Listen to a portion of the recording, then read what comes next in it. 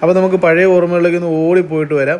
അപ്പോൾ ഇതായിരുന്നു എൻ്റെ വീടിൻ്റെ പഴയ ഒരു മുറ്റം. ഇൻ്റർലോക്ക് ചെയ്തതിന് മുമ്പുള്ളൊരു മുറ്റമായിരുന്നു ഇത്. ഇപ്പോൾ ദാ ഈ രീതിയിലേക്ക് ഇൻ്റർലോക്ക് ചെയ്ത് മാറ്റി.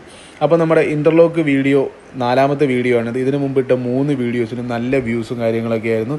അപ്പോൾ വീഡിയോ കണ്ട എല്ലാവർക്കും ഒരുപാട് താങ്ക് യു. അപ്പം ഇത് ലാസ്റ്റ് ഫൈനൽ വർക്കാണ്, പോളിഷിങ് വർക്കാണ് നടക്കുന്നത്.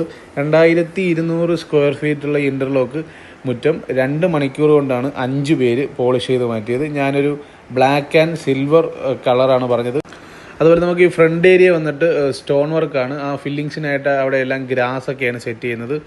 അതുപോലെ തന്നെ ഇതൊരു ചെയിൻ ലോക്ക് രീതിയിലാണ് ഈ ഒരു ഇൻ്റർലോക്ക് ചെയ്തേക്കുന്നത്. ഇനി നെക്സ്റ്റ് നമുക്കൊരു ഫൗണ്ടെയിനാണ്. ഫൗണ്ടെയിനും ഒരു പോണ്ടിച്ചേരി സ്റ്റോണൊക്കെ വെച്ചിട്ട് ഒരു ചെറിയൊരു ഗാർഡനാണ്.